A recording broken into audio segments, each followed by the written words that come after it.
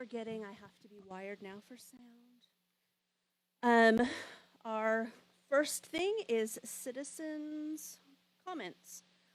Do we have any? It says accepted in writing as a part of the record of the meeting, but do we have anybody here? We have this week or this month, we have no written comments from the public. Okay, fantastic. I will save my remarks for shortly. That we have a few board members who are coming in a little late. One of them is a new person I'm going to introduce, so I will hold mine off for just a moment. Do any other board members have anything that they would like to say? Awesome. Okay. Well, then if we could move to the development department, we will do that, and then we will introduce our new board member when she arrives.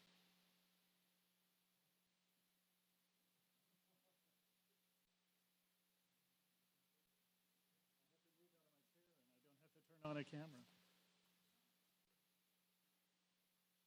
Do I need to turn on the microphone? No, I think it's already on. Thank you, Stephanie.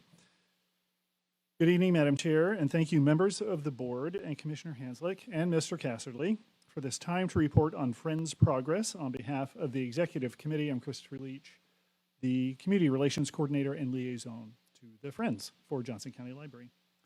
There are 3 subjects in our report today detailing activities of April and May of 2021. Firstly, we'd like to report that our drop-off donation events at the Pine Ridge headquarters for the Friends are really proving to be a success. Our county is really eager to be generous and support their library. And because the Friends have suspended donations at the branches during the course of COVID, we've prepared to accept those donations in person at Pine Ridge to keep the inventory flowing through the Friends online sales and bookstores in Antioch and Blue Valley Library. On Saturday mornings between 10 and noon, our eager volunteers, many of them high school students earning their civic service credits, are waiting to unload your vehicle. You can bring 1 book, you can bring a bag of books, a box of books. We've had a U-Haul filled with books show up, and we were warned 2 weeks ago that a trailer carrying 20,000 books will be showing up in a couple of weeks. And we're very excited that the Friends are there to take advantage of this generosity. I helped with a pickup a couple of weeks ago, and we delivered 9,000 items from an estate sale consolidator. So it's pretty good for us to have that wholesale relationship so we can give those professionals an opportunity to help support the library as well. In internet sales news, we fulfilled 2,367 orders in April, including a couple of orders received through our new online bookstore in the new Friends website. We're seeing activity unique to the Chrysalis site, and orders were placed for multiple items from Shawnee around Monticello Library, so we know this is a literate community. It's good to have that confirmation. April sales of note, the Encyclopedia Americana 30-volume set for $215. We sell a lot of encyclopedias to homeschool families and families who like to keep screen time to a minimum, but want to provide a broad array of knowledge for their learners. And small town school districts love encyclopedias, and we sell a lot to those across the region. The Perception Deception, a paperback for $147, and a Dr. Seuss favorite, And to Think I Saw It on Mulberry Street for $115. We want to make a note about bookstore operations. April was the most successful month for the Friends Bookstore sales in 2021.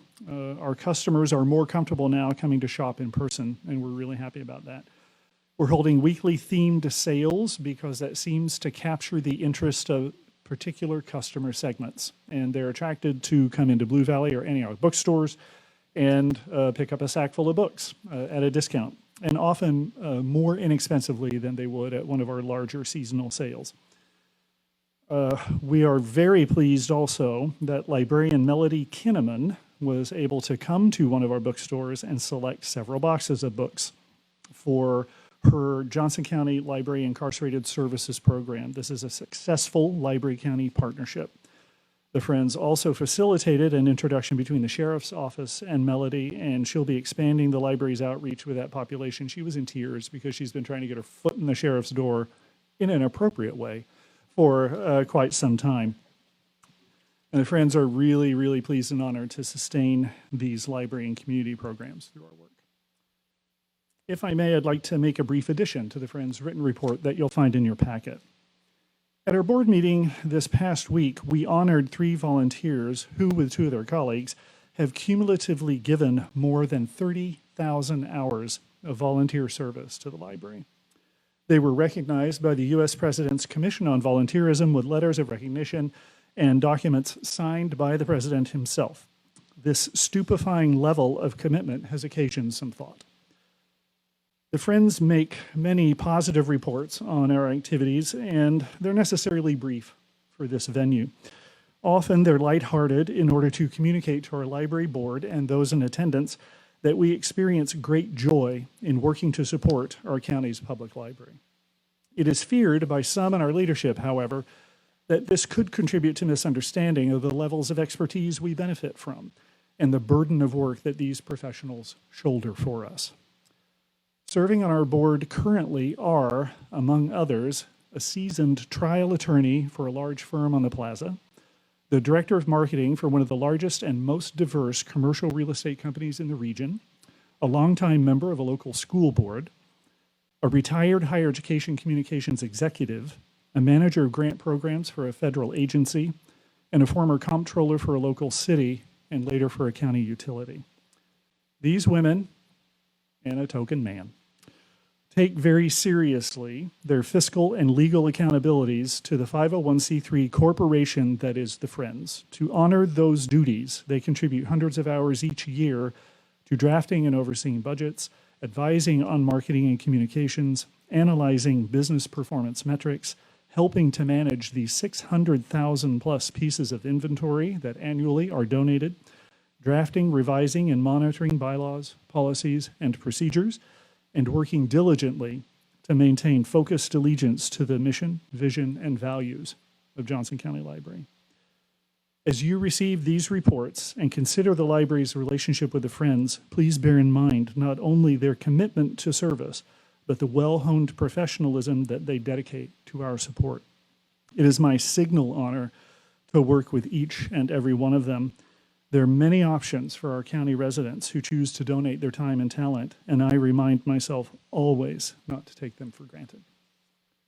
We look forward to reporting to you our upcoming successes. May I answer any questions?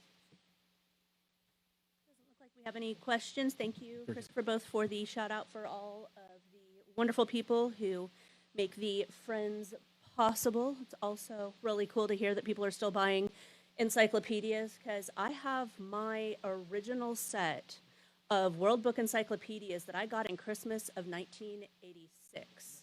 Thank you very much. And so my kids get a great deal of amusement looking back through what the olden days looked like back when, you know, like there was the Soviet Union and the Eastern Bloc and all kinds of other fascinating things. So I'm glad to see that some of the old ways are still strong, and they're still better than Wikipedia. So, okay, Miss Stephanie, what do you have for us? Good afternoon, everyone. It is so great to be here in person again. I'm Stephanie Stolzheimer. I'm delighted to report on behalf of the foundation. First thing I want to draw your attention to at your place, Bethany, I'm going to ask you to do a show and tell. We have an annual report. It's from 19. It's from 2019. And it may seem like ancient history, but it's great stuff. And it's the last time we had kind of a normal year. And we will fire up a 2020 annual report soon. These reports are super helpful for us as we do community outreach. It's great to show up to a meeting, we're just getting acquainted with people who might want to be involved with any of our development activities. So I hope you like that. We've mailed them to some of you, and anyway, we were happy to get that to you. Christopher had a big hand in making sure that this happened, and Alyssa, who's with the library communications team. Okay, so we have the Central Resource Library renovation going on, which means we have some unique public spaces and sponsorship opportunities. And so we're planning to have some hard hat tours of the central space as it starts to come into its own. And so we're getting lists together of people who might want to come and take a hard hat tour and maybe name something. We got a jump start on the children's space. It's just going to be amazing. And one of the things that they want in the children's space is a Burgeon unit. It's an interactive unit that really focuses on literacy for little kids. And you may have seen them in a lot of the libraries have them. This library has a couple of great Burgeon units that were donated by Timken. This year, the Rainier Family Foundation has pledged $15,000. They've more than pledged. We got the check this week. And so the foundation is going to match the Rainier's $15,000. So we have $30,000 for a Burgeon unit for the new central space. I'll just kind of keep rolling here. Library Let's Loose is coming up. It's September 18th. Our sponsorship recruitment is going very well. We're already at over $82,000, which is just remarkable, especially while we're still in a pandemic. And just the generous supporters of the library just keep coming through for us. I do want to highlight our honorary hosts, Rick and Denise Mills. Denise served on the foundation board for a number of years. And as all honorary hosts have done, they've taken their responsibility to heart, and they made a lead gift of $25,000. So donors are kind of coming up and wanting to help them really take this initiative forward. I will say the honorary hosts are so important to this event. This is the 6th year. We've had 6 couples who have bravely taken on this role. The first honorary hosts were Carol and Fred Logan, and they set an amazing precedence. And so thank you, Fred, for kicking this off. Every year, it's a tough act to follow, and we're very grateful.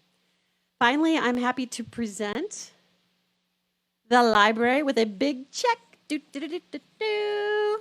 Is it upside down? No, it's right side. This donation is the foundation's annual gift designated for the collection. The amount is based on a calculation of the funds invested at the Greater Kansas City Community Foundation. This year is the largest amount to date, $102,864, which takes the cumulative gifts to over the years to over $1 million. Thank you, everybody.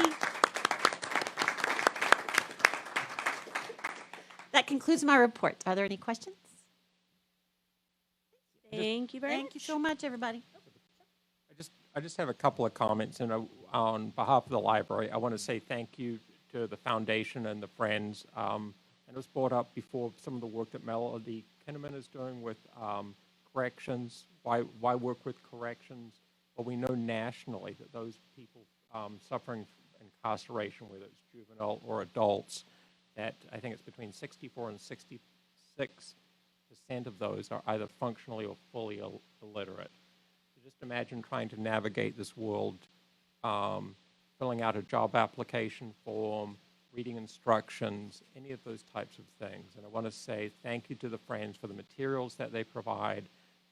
Thank you for Melanie to continue to work with the Sheriff's Department and find new ways to kind of support these. The whole part of this is these people may have found themselves in the situation, but there's a brighter future for them.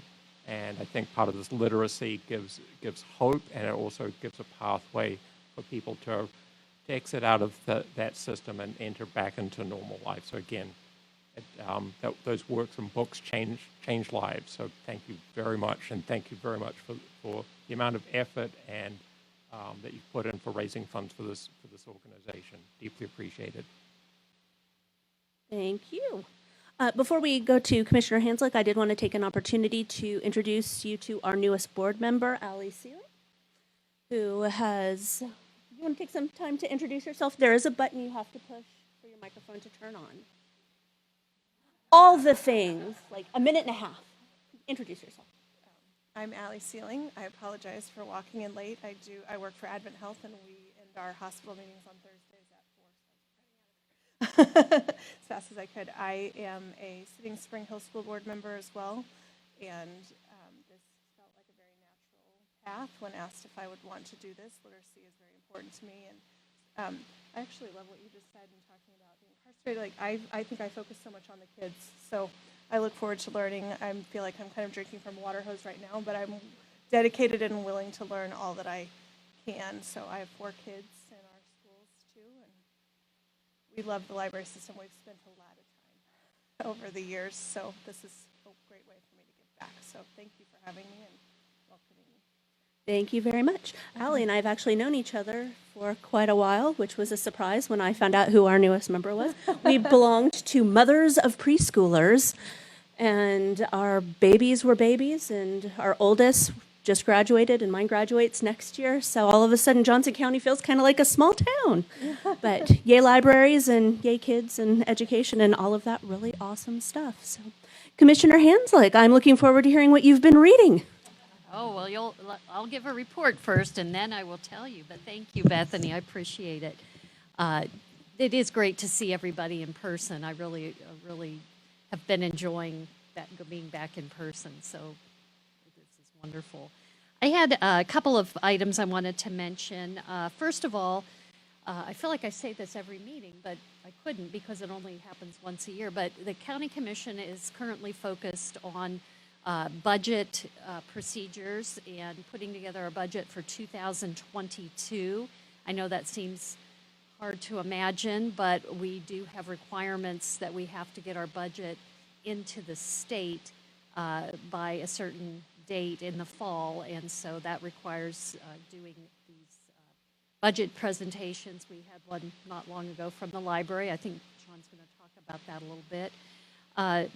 But I did want to mention on Monday, August 23rd at 7 p.m., that's when the public hearing will be held in regard to not only the county's budget, but also parks and libraries. And that will be held in person at the county administration office in Olathe. So if you have particular thoughts about the budget in any of those areas, you are always welcome to write and send an email, but if you feel so moved, you can also show up in person.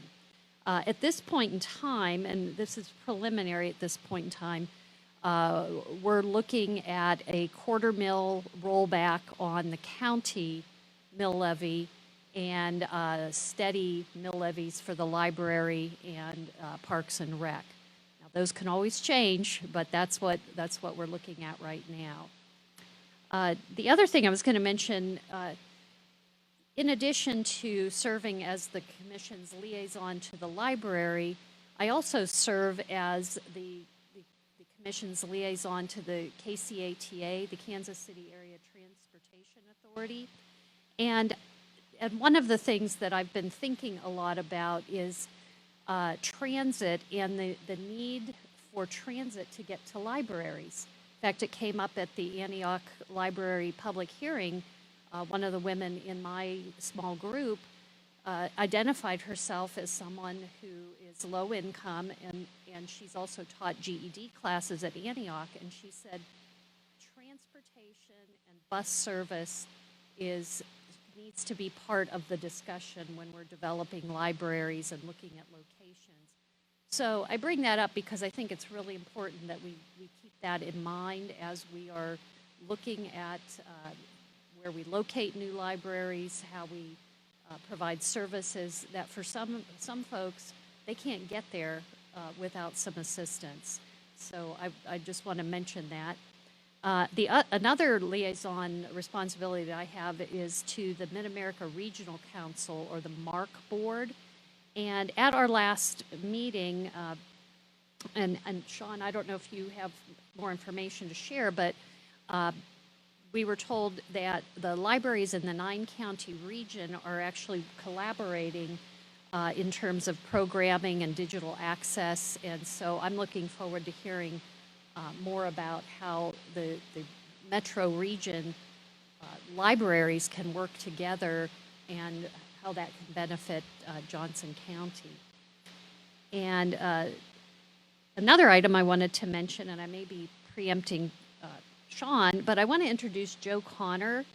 Joe is one of our assistant county managers, and he is new. We've had a few changes in the county manager's office, and you may remember that Joe Waters had been our liaison to the library, and now Joe Connor has joined us. So please feel free to say hi to Joe, and I'm looking forward to working with him from the county perspective. Okay, finally, the moment you've all been waiting for. The book that I've just started reading is called When a Rooster Crows at Night, and it's actually written by a local author, Therese Park. And I had the opportunity about 2 weeks ago to speak with Therese. She grew up in South Korea during the Korean War, and I met her at the Korean War Memorial Ceremony on Memorial Day. And she has an incredible story to tell, and this is her fictionalized version of her experience as a child during the Korean War. So you may remember she used to write, I think she wrote for the Star, and she also played cello with the Kansas City Symphony. So she's really quite an amazing woman. But this is a book in our library written by a local author. She has a few other books too, but Therese Park, When a Rooster Crows at Night. So thank you. Any questions, I'm glad to answer. Thank you very much for the recommendation and for the update about the budget cycle. Anybody have any questions? I'll just say one comment. I just applaud your efforts of getting the buses to the library, because sometimes they're the ones that need it the most. Thank you.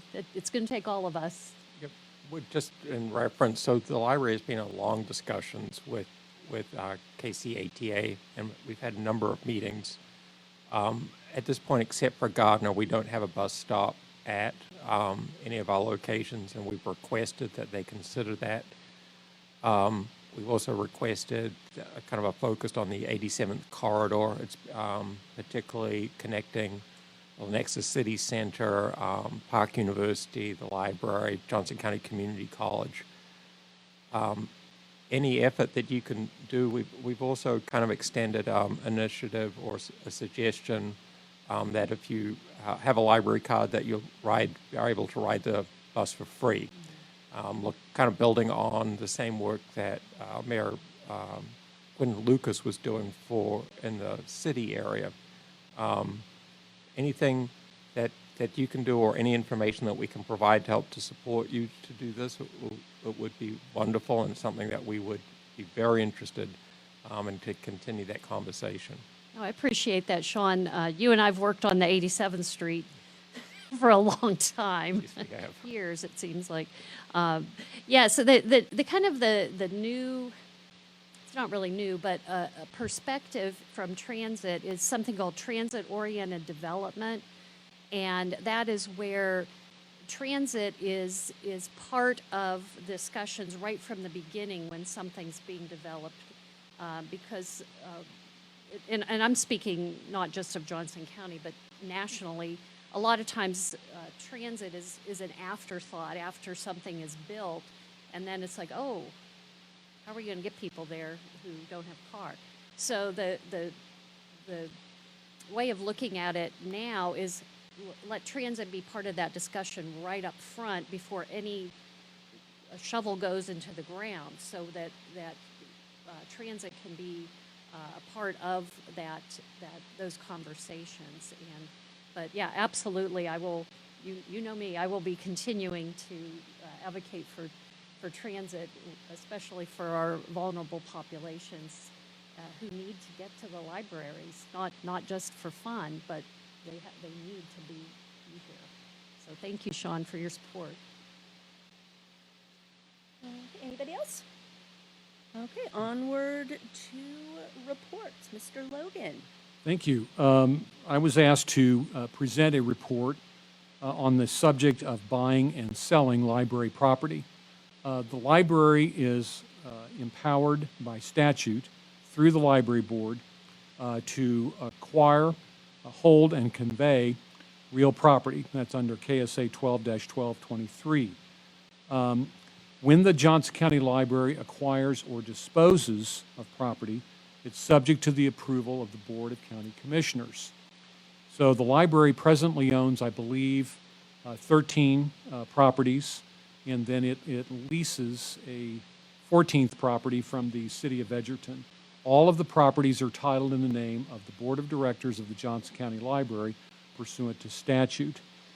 In the event, I would argue, of either acquisition or disposition, the first step that the board would undertake, in my view, would be to obtain a quality appraisal, a full-blown appraisal of the property, pretty close to the time that it is going to either be acquired or sold. I think even a year-old appraisal is too old. So we would want to obtain a quality appraisal around the time that the market decision was being made. The library board would have to decide, for example, if it was going to sell a library property, whether or not it wanted to use an agent or not. I think a pretty good argument could be made that in most instances it wouldn't need to do that there would be sufficient interest in the library property because it would be advertised for, it would need to be advertised for sale over a period of time, say 90 days. And offers would be made, and then those would be brought before the board. They would be weighed by staff and by working with our county partners on that. And then a contract would be brought before the board. And the board would need to approve the contract, if it was a contract of sale. And then once it approves that contract, it would go to the Board of County Commissioners for, I would call it ratification, not approval, but a ratification process. So I think that in terms of process, if the board were to decide to place a property for sale, the first step would be to determine the time frame, then to obtain a quality appraisal, to have a discussion about how it would be placed for sale, and advertised over some period of time, and then offers accepted, and then evaluated, and then a decision could be made to enter into negotiations with a buyer. And then it would be under the name of the, as I say, the library board, and then it would go for ratification to the Board of County Commissioners. So that gives you a pretty good idea of process on that. Any questions about process on? Would negotiations be conducted by you as our counsel or by staff? I think by counsel, and I think that we would have, we've got some experience with the real estate contracts, certainly on the acquisition side, and it would be a simple matter to put one together for the sale. And but I would think that you would want to take offers, and then of course you could set it up in a way that there could be negotiations even on the offers. And it sounds to me like this will, no matter what, not be a fast process. Well, I would think that you would. I would think that it could be. It depends on how you define fast. What I mean, the definition of is. You could. I said 90 days. You could use 30 days. I think you want to have a sufficient window to publish notice that this is available for sale. So maybe it's 60. You get offers in that time period, and there's an evaluation, and then a relatively brief negotiation period. And then I think, it could happen, at least by a lawyer's standards, fairly quickly. Maybe not by a librarian's standards, but by a lawyer's standards, it would be fairly quick. Okay, thank you. Does anybody else have any questions for Mr. Logan? All righty. Tag, you're it, sir. Thank you. I'd like to invite David Ratney to give us the financial report. He's going to be looking at the update on the BOCC presentation giving the board an update on reserves, and then following that, Adam Wathen's going to be giving some reopening data statistics. Thanks, Sean. Working off page 10 on the library board packet is the total revenue report as of the end of April, which represents approximately 33% of the year. As of the end of April, we had a little over $22.4 million that we've collected, which is approximately 54% of the total anticipated for the year. This is slightly ahead of where we were at this point in time for 2020 by about 1%. And to this point in time, we've collected about 58% of our ad valorem expected revenues, which explains why we're about 1% ahead, because that's about 1% more than what we collected last year, and that's our largest, most significant part of our revenues. Total expenses, which including the collections encumbrances, is about $15.25 million to this point in time, which is about 36%.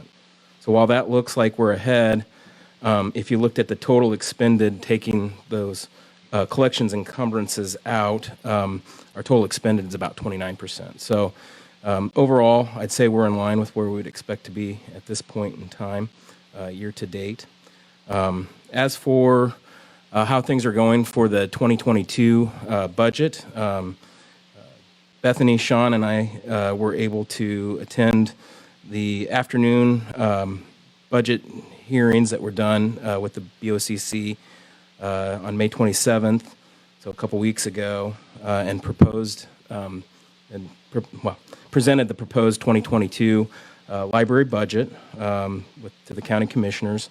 Overall, I'd say the presentation went well. There were several questions that had come up during the course of that as it related to some of our out-year capital projects. One in particular was the Blue Valley project. Just some concerns in terms of where it's placed in front of one of our other projects. And other than that, we were able to share with them the many accomplishments that we had for the year in 2020, and the challenges that we faced and our ability to overcome them, and all the good things that we're doing. And then, in addition to that, we have reserves that are included with this month's report that shows where we ended the year. We have about 13, we have overall both funds at about $13.5 million as of the end of the year for 2020, 11.8 of which is in our operations fund, and 1.7 million is in our special use. So with that, I'll turn it over to Sean and the board. Thank you. One of the things that was also a question that was raised was the liability on the debt, and there would seem to be some confusion at that point. But just for clarity, we use the PBC in order to bond debt on these libraries. The liability resides with us as a separate taxing district. There was some questions around, does that liability extend over to the county's general fund? And it doesn't. It's the first thing before payroll or electricity that we have an obligation to pay, and it's highest priority. We'll also talk a little about why is our reserve at 13 plus million. It allows us to cash fund some of these projects, and it allows us to do the rural renewal initiative in order to extend the comprehensive library master plan beyond the 0.75 mil or the funding. So we're able to do more work by lowering operating costs, building up reserves, and then being able to do these. All of this, the cash funding ultimately has the benefit to the taxpayer, which is driving down interest rate costs because of the money that we're having to borrow on that. And again, I want to thank David for that report, and also I want to thank Bethany and David for their presentation. They both did an outstanding job. But also, we weren't asked to come back a second time. Sometimes we are asked to come back, but this time we were not. So again, that's a testament to your work. Thank you. Take that as a good sign. Yes. It's a good sign. Thank you, David. Adam? Hello, I'm Adam Wathen, Associate Director of System-Wide Services for the library, and This month is going to be a little bit different than previous statistical reports because I've incorporated the core operational statistics into a report on reopening. We start on the first slide by looking at circulation. And these statistics are through April, as the digital circulation statistics for May are just now becoming available. I'll bring the May numbers next month for both physical and digital circulation. You can see that our physical circulation in April has met and exceeded 2019 levels. It's really extraordinary to me since Central's collection is not available. Cedar Row has been closed, and we've had other branches closed intermittently during this time period. So I'm really excited to say that April circulation is quite high in my estimation. The digital usage trend, for the first time in years, has dipped below previous year levels. And one reason for that is that April 2020 was an extraordinary month for digital checkout since we closed our physical branches that month. And another reason is that we changed our e-magazine vendor. Our previous magazine service, Zinio, was acquired by Overdrive. And since then, we have instituted the Overdrive platform for e-magazines, the Libby platform. Zinio used to offer an automatic checkout service where patrons would sign up for a magazine and every new issue would automatically check out to that patron, which inflated our statistical numbers for checkout. Overdrive does not offer that automatic checkout, so we saw a drop in e-magazine usage, likely because of that change. Do you have any questions about these statistics? Okay. On the next slide, we start to look at reopening statistics. I show on each of these slides from the year prior to COVID closure and reopening on the left side of the chart. That's June 2019 through our COVID closure in March of 2020. And then I show usage for the year since our closure toward the right of that chart. You can see in the checkout information that reopening checkouts, those since June of 2020, average 25% lower than our pre-closure checkouts. And as you saw in the previous slide, April 2021 is the first time we met prior checkout levels. On the next slide, you'll see the number of individual patrons checking out material. And so one patron may come back several times and check out material. We only counted them once in that month. That lines up with the checkout statistics, about 27% lower than prior to our COVID closure. The next slide shows that our holds have not had the same dip. We have maintained our levels of holds as a way to get patrons our materials. And it's especially true at Central and Cedar Row, where all of our circulation over the last couple of months have been through holds. Our visits, on the next slide, have suffered the most since reopening after COVID. Visits since reopening are 54% lower than prior to our closure. I'm very hopeful that as our society continues to open up, get vaccinated, and re-engage, that we will see our visitor levels return to pre-COVID levels. And then finally, our computer sessions have also not yet returned to pre-COVID levels.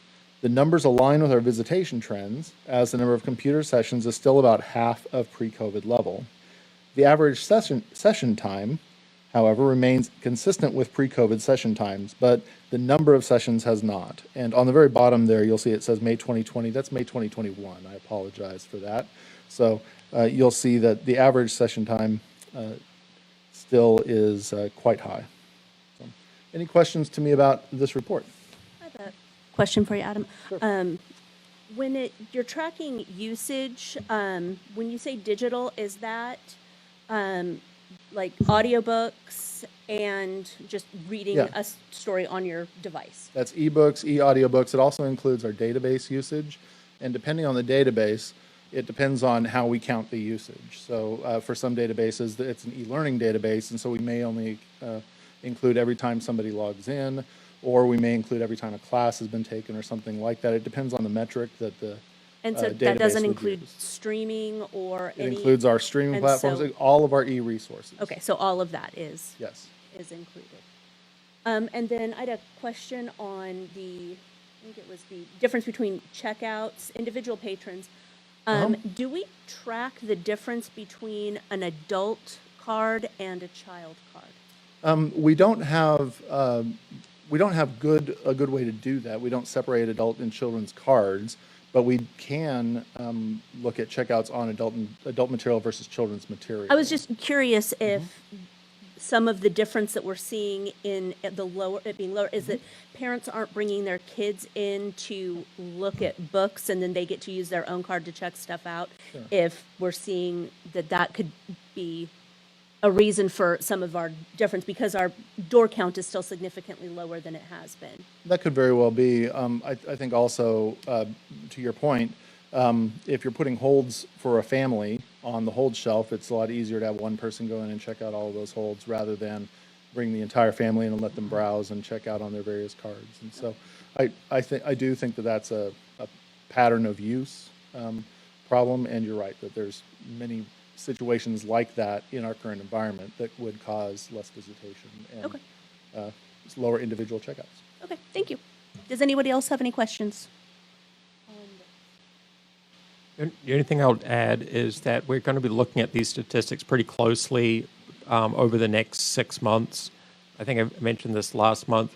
We're just unclear how long it's going to take for society and people to feel comfortable, and felt like a 6-month window is okay to see decline door counts. But at the end of that 6 months, if we have not restored door counts, then we'll be looking for strategies to bring people into the library and just to assure confidence and to get that pattern of behavior back in place. Yeah, Sean, if I can add that we don't have in-person programming yet. And so that is a draw for visitation that we don't have. And there are also things like tax preparation that involved our door count in different ways than it has in prior years. Are we currently in the process of planning the fall programming schedule? Is that currently being worked on, I assume, with great frantic relish? Yes, with with great glee. It takes us about 6 to 9 months to do the full planning. So planning is well underway for the fall. Predictively, once January hit, we kind of knew that the vaccine was going to be out. We didn't know how long the country would take, but we knew that at some point we would be introducing in-person programming. So that's already well underway. And so it seems to me that a sensible use of some of that rah-rah would be welcome back. Yeah. That pushing that we really are open for business. And I know that is at least something that we could be doing right now, at least on social media, is making sure that everybody is really, really aware of the fact that the Johnson County Library is completely and totally open for business for the summer and for all of that. That a lot of people may still not quite realize that this can now again be a part of their everyday life.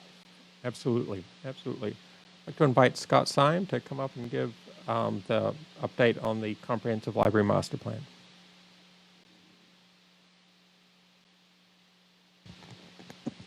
Good afternoon, everybody.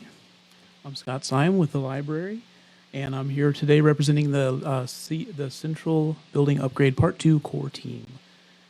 Today, I'll give you an update on progress at Central. Next slide, please. So I'll talk about Little Central, give a construction update, talk about next steps, and end with a timeline and some pictures. A little bit about Little Central. This is some usage data just for that little part of Central. You're looking at January, which was our last kind of full month, which I'll call, before we kind of narrowed to Little Central, I'll call it Big Central. February, that is reflecting about a half of a month. Remember in February that we closed for a couple of weeks to construct the partitions between the rest of the library, the construction zone, and the part that would remain open for the public. So March there, and then April, you'll see just a little bit of a dip on both user visits and PC sessions. Next slide, please. I'll talk a little bit about construction activities that have happened since the last board meeting. So exterior demolition has been completed, including structural demo for the new drive-through. Hooray! Progress on installing new walls for the drive-through is also happening. Building new walls for the new larger windows in the kids area is occurring right now too. And I'll show you some pictures of that stuff in a bit. Interior, progress has been made on overhead mechanical, electrical, and plumbing and wall framing.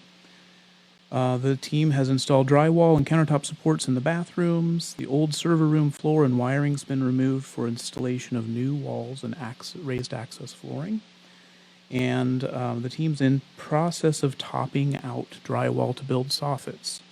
I didn't know what topping out meant when I heard that, so I'll tell you what it means unless you already know. That is where the team carefully cuts and fits the drywall around all the ductwork and sprinkler lines and that sort of thing. All those things will be above the finished ceiling when the work is done. Next slide, please. So next steps. These are activities anticipated to happen before next month. On the outside, we'll install the structure for new drive-through addition, complete exterior wall framing, and then moving inside, continue that interior wall framing and the mechanical, electrical, and fire suppression. Start installing finishes in the bathrooms and begin drywall installation in the southwest quadrant of the building. That's where most of the new staff areas will be. And we're continuing the furniture selection, finalizing a schedule and script for staff and VIP tours. A couple of items related to Central on the action agenda tonight, so we'll talk about those in a little while. And then the timeline for Central, we are at the red arrow. No changes from last time. One thing to note on the timeline, team leads have started discussing strategy for moving back in, and we'll be working on that plan over the summer and likely into the fall. Okay, next slide, please. Here's some construction photos. These three are kind of maybe not sequential, but definitely in the same area of the building. Over there on the left, this is on the east side of the building where the drive-through will go. And that's what I showed you last month, that image on the left. The two on the right are since then, so you'll see the demo is occurring in the middle, and then on the one on the far right, you'll see that some of the brick is being put back in. Pretty exciting. Next slide, please. This is the rear of the building, or the south side, where the new kids area will be, so you get a sense for the what the framing for those new larger windows in the kids area looks like. Next slide. And this one is showing that interior framing for the walls and then some of the mechanical, electrical, and plumbing systems going in. Okay, that's it for me for Central. I'd like to introduce Jared Harper, Central Branch Manager, to talk about Little Central.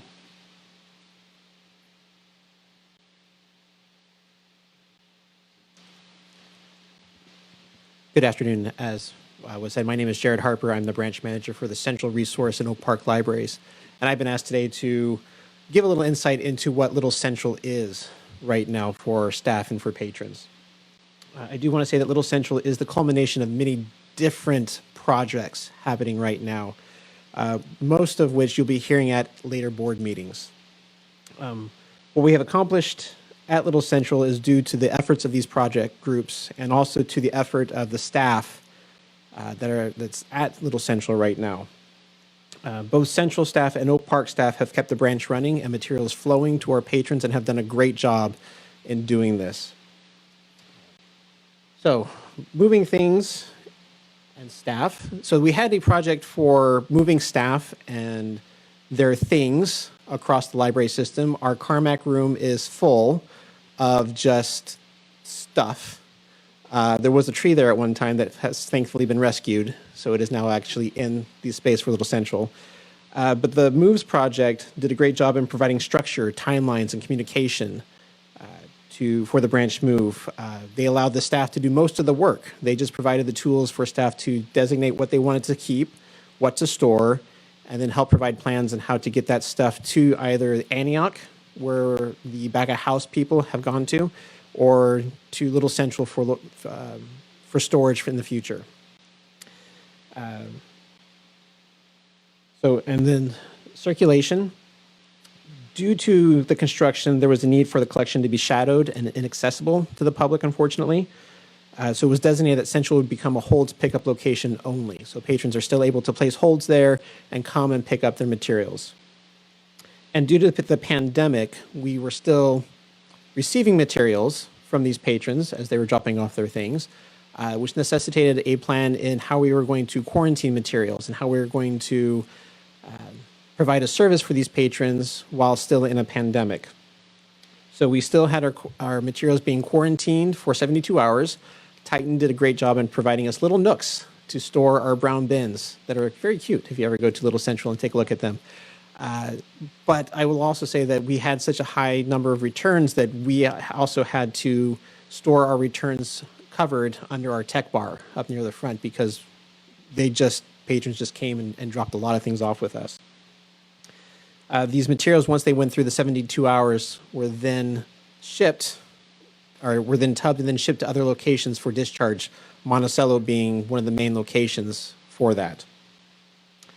Technology, our IT department did a fantastic job of working with staff and with the project teams about our needs for Little Central. Even though we do not have a browsing collection, we still are able to provide computer access to our patrons.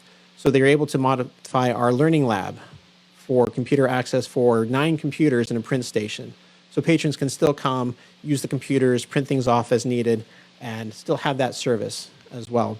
And they were also able to set up the Logan Conference Room as a temporary headquarters for circulation and other staff as we are doing our work with patrons. They set up 2 docking stations for laptops and 2 PC stations for circulation aspects. And it's been really good. We've been using furniture that we're going to use later for Central once it reopens. So it's been really great to see the technology and the furniture working together. Go ahead, next slide. So these are some little pictures of what Little Central looks like. This is the Logan. We have our docking stations right there, and then just the number of materials that we receive right there for circulation. Next slide. And this is just kind of what Little Central looks like on the inside for our patrons. As you can see, we have our partition right there that leads down to the makerspace into the bathroom, separating the building for patron safety. Up here on the other corner, we have the learning lab with our computers for our patron usage. And then just our holds pickup over here, as you can see, the wall just surrounding that area. All right, next slide.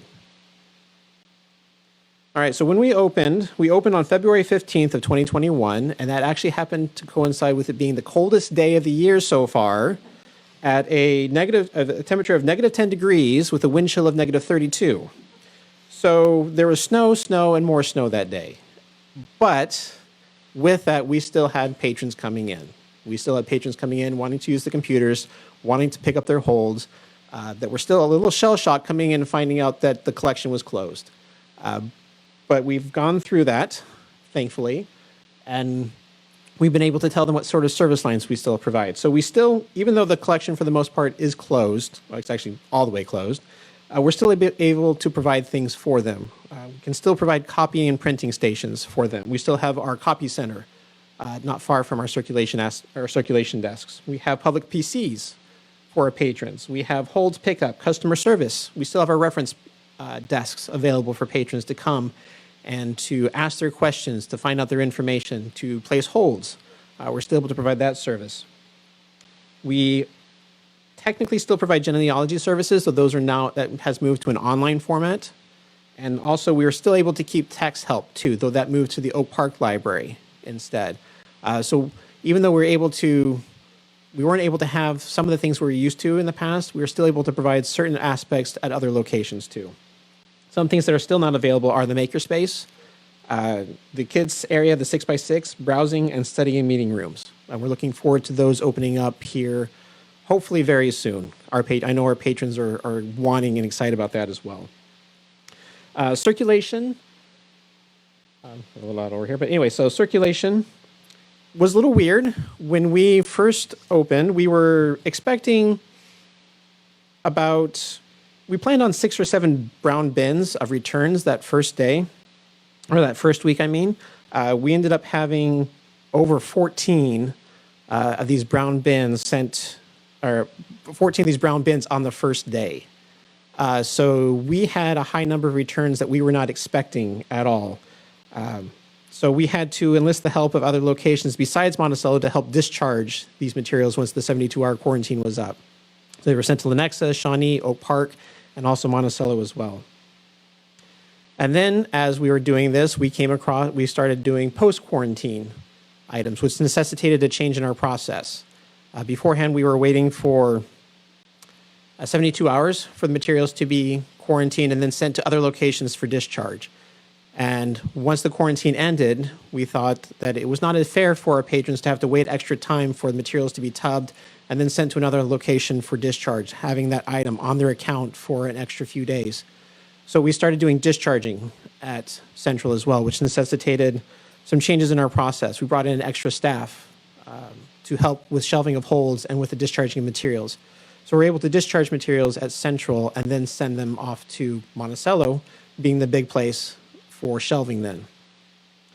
So the technology also changed as we lived in Little Central for a bit. We noticed that our computers were full for the very first few weeks as we were there. And we had lots of patrons waiting for prints.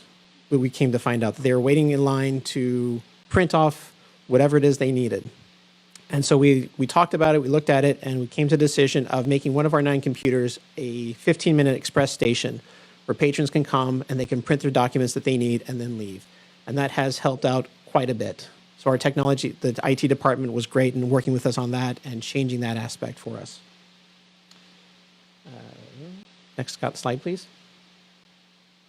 All right, so what's coming up? So post Little Central. You'll be hearing more about this from Nathan Hull, who is the project manager for the Moves team, about what our what our plans are to moving everybody back into Central, whether that be into the branch space or into the back and behind scenes of what Central is going to be. Also getting all their stuff that they have stored in Carmack and seeing what we may or may not need anymore because we haven't used it in the last 7 or 8 months. Circulation. We are going to be adding 2 new sorters to circulation at Central, which is going to necessitate a change in our procedures and how that's going to work with us and working with IT on that, on how to use these sorters and how to train our staff with these sorters. Pat Beers we're working with Pat Beers on creating what's called a sorter matrix, of how the materials are going to fall into their bins when patrons come and drop them off. We're going to be getting some new technology. As I mentioned, we're going to be having technology with the sorters, but also moving the technology from Logan that we have there and from the Learning Lab into the spaces that we need to for patrons and also for staff as well. And also, so IT is going to be busy those last few weeks, probably crazy so, as they're creating new workstations for not just the branch side, but also for the system-wide administration services side, too. So they're going to be busy, busy, busy. So if you have anything you need to have done during those weeks, don't do it with IT. They're just going to tell you no.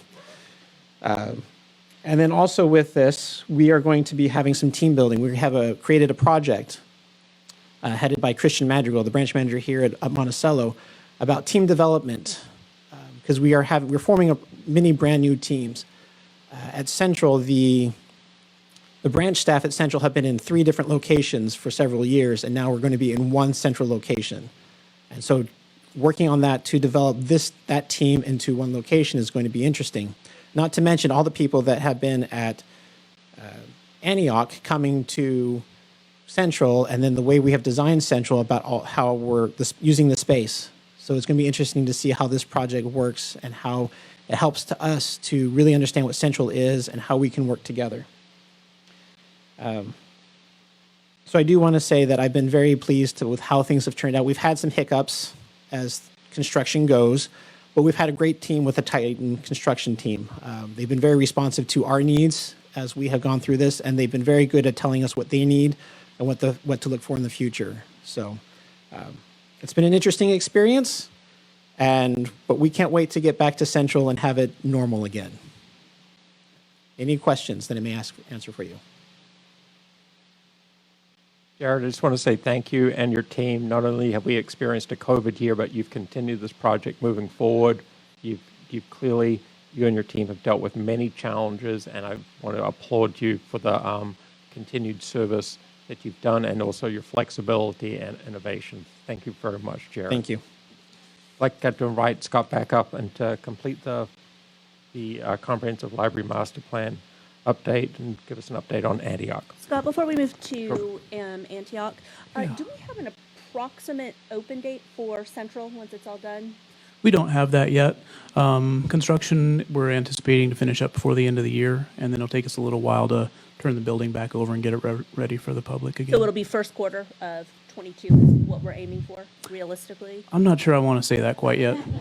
Sorry. Theoretically, best case scenario.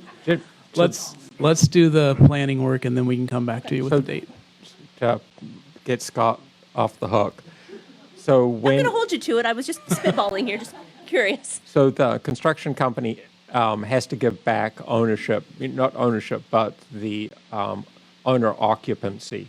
I think once that happens, and we get a date for that, we'll be able to do the planning for the opening. And I'm sure Scott will be coming with a recommended date for the board to approve shortly. 2022. Sometime soon. Thank you, guys. Okay, I'll talk a little bit about Antioch next. Let's see. Next slide, please. So I'll give an update today on design progress, talk a little bit about public engagement, and then let you know about our selected construction manager, give some next steps, and show our timeline. Next slide. So let's see, on about a month ago, on Wednesday the 19th of May, we had our first public engagement event for the Antioch project. Thank you to those of you who attended virtually. This was through our virtual event platform on 24. We had a great turnout. We had about 75 folks tune in and join for the introductory presentation from Sean and Christopher, Dan McGinn from Dakewell's Architecture, and Stephen E. Smith from Sofix Solutions. After that, we moved into Zoom for interactive breakout rooms. About 50 people stuck around for that part as we jumped from platform to platform. We heard some great input from community members. On this page, you'll see a word cloud with kind of the most repeated words that we heard that night. To sum it all up into a sentence, our patrons are interested in a convenient, comfortable building with good programming, access to materials, technologies, and spaces that support the community. We've posted a more detailed summary of that session on the board portal. I want to give a shout out, huge thanks to Joseph Keene, who is our event and programming coordinator, Christopher Leach, Mary Cummings with our CX communication team, and Tad Twidwell, branch manager at Antioch, and then Sean Casserly also for helping us do the presentation that night. We're working now on hearing from voices that may not have been represented at that first event. We're leveraging existing relationships to do that. We'll soon be posting questions of the week electronically and in a few physical locations, and the purpose of that is to encourage public engagement throughout the design process. Lastly, on this topic, I believe we're in the final stages for confirming a date and location for our second public engagement event, and as soon as I have details on that, I'll share it out with the board. Next slide, please. Okay. A little bit of update on the construction manager. So we had initially had 12 firms respond to our request for proposals. We interviewed the 6 shortlisted firms, and the top-ranked firm was Titan Built, who is also the construction manager for our central renovation project. This first part, we're engaging them for pre-construction services. And the benefit there is that we have the construction manager involved early in design. This is the same successful model we've used for our other recent building projects. Titan will be providing pre-construction services to the project. They'll also be available to advise the team on constructability and materials, as well as provide estimates along the way for the eventual guaranteed maximum price for the project. All this work goes a long way toward keeping the project on time and on budget. Next slide, please. So next steps, our design continues, our public engagement continues. Next slide. And here is a big picture look at what that timeline is for the Antioch project. Any questions on Antioch before I move to my last bit tonight? Next slide, please. Sorry, I started over in my notes. There we go. Okay, so I'll give a little bit of an update on overall project timeline. Next slide. So this is our capital improvement projects. No change on this one from the last month. Next slide, please. This one is our current or larger current and upcoming capital replacement plan projects. So not whole buildings, but systems in buildings. So we sent a version of this out in the packet. We've since amended that since we have some new information about scheduling. The purpose of showing you this slide is to provide you a visual of what's happening where, so like what's closed and when, kind of. And as I mentioned last month, and as you'll hear more about in a bit from one of our facilities partners, material scarcity and ship times and other factors are causing long lead times for some components.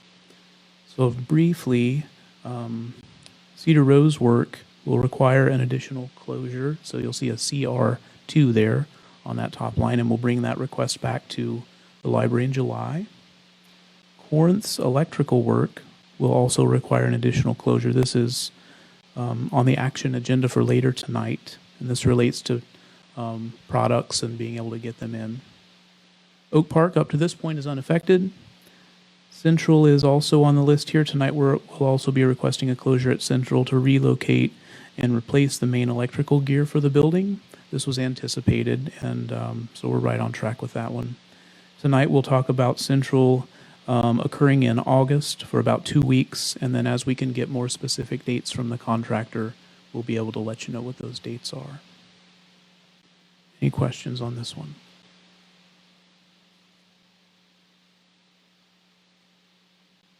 Thank you, Scott. Thanks. I have a general question. I don't know if that's a Scott question or a Sean question. When we get to the Rural Renewal Initiative, when you say study, what does that actually mean in practice?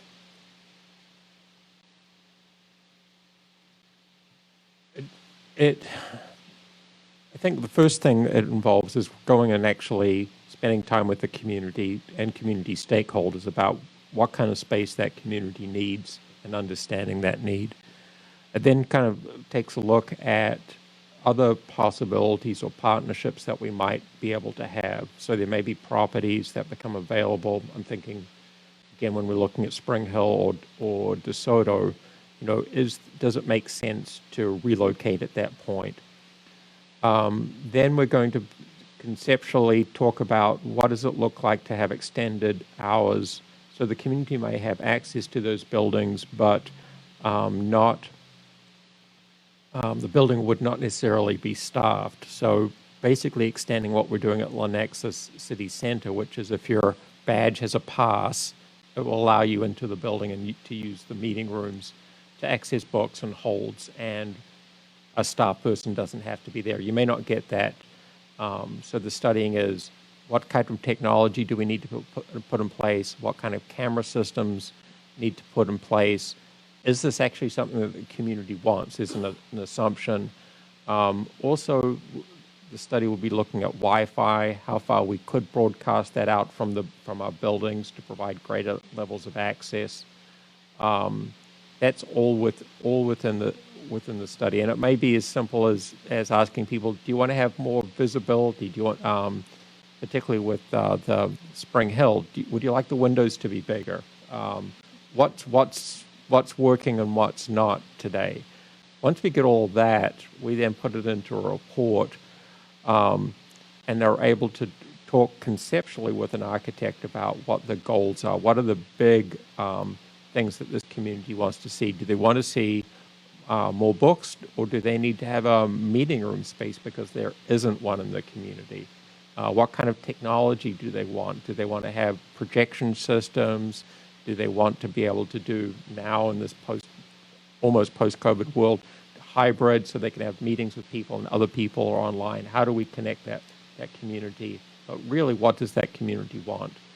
And what challenges are they facing? And if they have, also aligning our strategic plan with the cities. If the cities have a strategic plan or a vision, what is that? And so that's where we get all the stakeholders, and that's what the report kind of shows. So you, at a board, will know that we've done due diligence when we're doing this, and we're just not putting a fresh coat of paint or a new sign, that we're making significant changes, and those are driven by the community. One of my concerns, especially with Spring Hill, is that when we did the clump, Spring Hill wasn't growing at the rate it is now.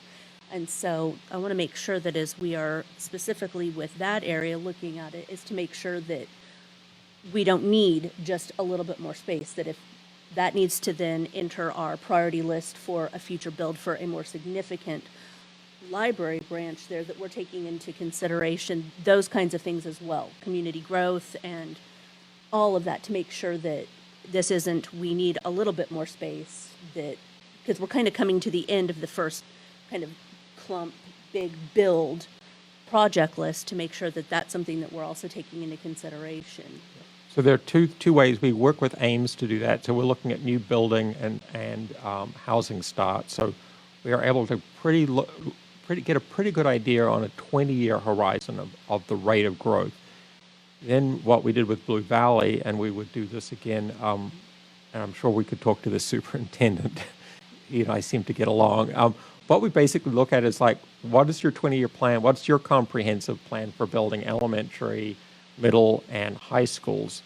When we're able to look at that plan along with other data, we're able to look at that. Then if there's a chamber, we'll talk to them. And then we're kind of identifying other kind of stakeholders. So like with this building, we talked to the city well before we ever we broke ground. We actually talked with the school district, said, now that we're actually going to build and we have money, does it make sense to actually still be here or sell this land or build closer to the school? And then we talked with bankers and realtors to go, is this still going to be the hot spot? Is this going to be, when you think of Monticello, and then again talking to the commissioner, who had a really good, Commissioner Allen had a really good finger on the pulse, is like, what are you hearing? And all those stakeholders and all that information goes into consideration in the design process. So yeah, it's such a good point, but that's what happens in the study. Okay. Anybody else have any questions about that or anything else? Well, when are we planning on starting the study? Because I know it says 2021. And Yeah, the last time we talked about it, this would start in the Q4 of this year. Thanks, Scott. Thank you. Any other questions? Fantastic. Now I'd like to invite, it says here Amanda Wollmeyer, but Amanda Wollmeyer looks remarkably like Kinsley Briggs with the mask on. And I also want to introduce Marsha Bennett, who is a former JCL employee, but also does a lot of work and is representing the Genealogical Society. And anyone else in the audience who's representing the Genealogy Society, we want to say thank you. We love having you be part of our organization. And we look forward to having a physical space for you guys to be operating in again soon. So good afternoon. I'm Kinsley Riggs. I'm the Adult Services Manager. And we've already introduced Marsha Bennett, but I also want to introduce Daryl and Darlene Jerome, and they're all board members for the Johnson County Genealogy Society. Amanda Wollmeyer is our local history librarian, and she's our liaison to this group. She's preparing for an online program this evening. So if you're not busy at 7, you can tune in to On 24 for The Past is Prologue, Secret Kansas City with author Anne Knigendorf is this evening. Slide, please. The Johnson County Genealogy Society started in 1972 and was first at the Antioch location and now is at Central. Over the years, we've partnered on spaces, collections, and programs. We have a memorandum of understanding with the society that we bring to the library board every year for your approval. Currently shuttered due to the Central building upgrade, in normal times, the volunteers provide public service at Central to our researchers Monday through Saturday from 9 to 5. Slide. This is the current board member list for the society. These individuals meet regularly with our local history librarian to plan the work and the partnership that we have. Slide, please. The Society provides a tremendous number of programs every year. The volunteers mainly provide the content, genealogy expertise, and the speakers, and the library provides the space, event expertise, and the promotion. We are excited to bring back National Genealogy Day Open House and Resource Fair on March 12th, 2022. It was our last large event before the pandemic, happening just 1 week before our doors closed in 2020. Slide. The Society has something for everyone in any stage of their genealogy research. Here are the special interest groups researchers can join to learn and develop their skills. All of these offerings are provided by the Society volunteers, and they meet in library spaces when they're not online, like this past year. Slide, please. As for all of us, 2020 was a year of uncertainty, and the Johnson County Genealogy Society did not slow down at all. Most of their meetings, monthly events, and special interest groups moved online, and their attendance increased. The Society's events were very well attended. They bring thousands of people through the library doors each year. This fall, they'll be spreading out to offer in-person drop-in help to patrons with genealogy questions throughout the library system. So that'll be a really good opportunity for our other patrons that don't visit Central to realize what we offer there. While typically at Central, they're taking our temporary closure as this opportunity to host some of our first in-person programs in the fall. Slide. So 2022 is a very exciting year. It's the 50th anniversary of the Society. Our National Genealogy Day program is returning in March, and the group has plans to expand services and marketing, including a revised website, YouTube channel, speakers bureau, and new partnerships. And I'd like to note that the 2020 year in review document is in your board packet if you'd like more details on any of these topics. And you've also been provided with a promotional package in those yellow bags to see more about what the Johnson County Genealogy Society offers. So that's all for the presentation, and I would entertain any questions, but I'd probably have the board members answer them. So just an aside, I had a conversation with Bob Rainier of the Rainier family that provided the Bergen unit. He recently got into genealogy.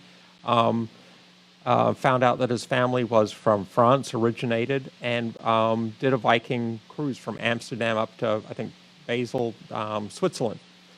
And he had a choice whether to go on to Zurich or to take a, I think, 150-mile ride, rent a car, and go actually to the town that his family came from. So he came to your society, got information. Then he went over to another library, Mid-Continent, where apparently they have some information, genealogical information. He did 23andMe, but he came to the library first as part of that, and it enriched his life. He just loved the experience. Went to the little town, knocked on the city, met the mayor, made and again, I'm paraphrasing it, made a nuisance of himself with the clerk, but went back into birth and death records.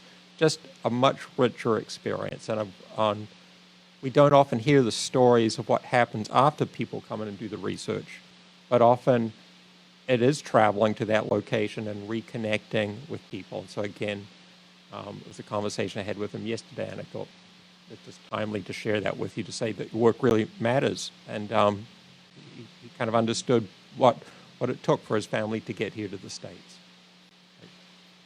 Thanks, Kinsley. Next up, I believe, is Angel Tucker. Is going to be talking about Race Project KC and Elementary and giving us an update on that.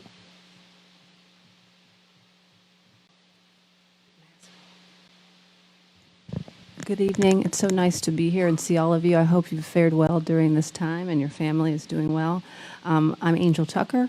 I serve as a youth services manager, and I'm going to talk to you tonight about 4 highlighted outreach initiatives offered virtually, specifically to youth and educators this past spring. Next slide, please. I will share information about pre-summer reading book distribution and virtual outreach and programming offered to teens through our social justice initiative and our literary arts magazine. I'm going to also introduce you to a new partnership that serves to connect elementary age students together from across Johnson County and Kansas City to discuss equity and inclusion using literature and art. Before I do, I'd like to acknowledge that many other programs and services that won't be featured in this presentation tonight have been offered, facilitated, and supported by our Adult and Youth Specialist Department. I'm going to note a few. Of course, our customer service and readers advisory on the public service desk, our virtual branch support through our phones and our answers. The image on the screen here features our legislative coffees that brought legislators together with the public. We have offered virtual book clubs for youth and adults. We have partnered with Johnson County Community Developmental Disabilities Organization Resource Fair. We provided services to incarcerated services population. We've partnered with our corrections. We've offered English language learner programs virtually. We've offered maker meetups. We've offered online story time. We've mailed books. We've mailed maker kits, and we have distributed story time bags. And by we, I mean the Youth and Adult Services Department. And so it's been quite the spring. Next slide, please. So let's turn our attention to summer. And you may think, it's June, Angel. How much could you possibly have to tell us about summer? Well, it's a lot. As of May, we have partnered with 75 elementary schools, 15 community partners, and we have distributed over 13,000 books.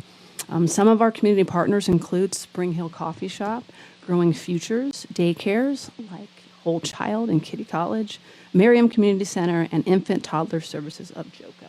Next slide, please. I want to talk a little bit about distribution because it's pretty exciting. Tier 1 was really about connecting with elementary schools in Johnson County. We did not work with Olathe schools. There are a total of 80, and we reached 75. And these books were prioritized for English language learners, special education, and students receiving reading intervention services in grades 3 through 4. Tier 2, we reached out to past community partners, and this process was mirrored from our 2020 approach with an application process. And again, we've distributed 13,000 as of May. And that distribution was an entire library system approach. That's branch managers, that's circulation managers, that's our couriers. It's been quite a process, and it's exciting to think about how we can sustain that in the future. Our Tier 3 is a pop-up library approach in conjunction with our walk and read. And so our first pop-up is this Saturday, and I'll say it on the record. It's at Celebration Park in Gardner. So if you want to come out and check out the story walk and see what we're doing with the community, please be sure to come out. Next slide. Okay. We have created a series of bookmarks centered on information learned from how to raise a reader based on developmental reading levels, baby, toddler, emerging, independent. And each bookmark will include book recommendations along with book qualities that parents should look for when getting books for their children. These bookmarks will be given at our pop-ups in the park, and they'll be available this fall through our fall outreach. Next slide, please. It's important to note before we push and move into teens that our summer reading team has been led by our elementary coordinating librarian and a team of probably over 20 youth and adult services staff. They approach summer reading through a sub-team model so that they can activate small groups of folks to focus in on certain priorities that the leadership team has established. So now let's turn to teens. November through April, the Race Project team organized 4 workshops for 4 student cohorts made of 11 area high schools. The first 3 workshops are centered around identity, representation, and health equity. Our partners include Children's Mercy, the Nelson Atkins Museum of Art, Freedom's Frontier, the Kauffman Foundation, UMKC, and of course, our fabulous Library Foundation. Our 4th workshop is an adaptation. If you all have not had the chance to take our Dividing Lines audio tour, we have upgraded that. It is now a 360 video experience, so you can click in from your home. It's 3 chapters, 30 minutes each, and it is really interesting. It's the same content, but it tells such a different story. And so we piloted that with our Race Project cohort, and this particular upgrade included every department from CX to IT to our communication team to really get that underway, and it's been quite the adventure to get that out. We will promote it heavily this fall to the general public. And then on April 27th, we held our annual symposium.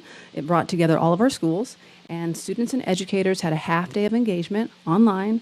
Featured guests included Stephanie Smith, who we're working with in our Antioch building project, poet Glenn North, who has a poem at this location, And Tanner Colby came in from no longer New York City, but upstate Massachusetts. And we had local student activists, which that workshop itself was the one that all the teens wanted to be a part of. So that was awesome. Next slide. And so I want to give you just a glimpse into our approach with Race Project. We aim to build diverse student cohorts. So we want to see students together from urban, suburban, and rural. And we want to offer at least 3 workshops in a given season. We're rooted in regional and local history, and we want students to relate to not only their own stories, but the stories of their peers, and also understanding the stories of their neighborhoods and their schools. We rooted in identity, representation, and storytelling. And we really hope to equip students with the ability to think about their own stories and to critically examine their own thoughts, to be able to transfer that into the world, into their communities. This year specifically, 98% of our students said that they had gained knowledge, leadership skills, and the ability to really think critically about their own viewpoints around equity and inclusion. Next slide. Elementia, published every April. This April, no different. It is managed by library staff, and the selection and design work is all done by a group of creative teenagers. They select the pieces that will go into the magazine, they design the magazine, and they choose the next theme. Teen editors and designers work from January through March to create this magazines. Staff serve as a support network and also connect to the creative process and what it means to speak publicly and ensure students have the ability to step into leadership roles. We publish 31 artists and 38 writers. Next slide. Quickly, I just want to note that the purpose of Elementia is to publish and uplift and represent creative, eclectic teens while striving to foster and recognize the talent of students. Next slide. Franny Choi here was our featured artist, and she said how important it was to have a community like Elementia that can foster and encourage vulnerability and storytelling. Here she is talking to some of the teens online. Next slide. And a special note, this is a really special thing that happened this year. Author A.S. King recently published a new book called Switch. And the idea for her book came out of an Elementia reception in 2018. She created this clock and spoke about the importance of time.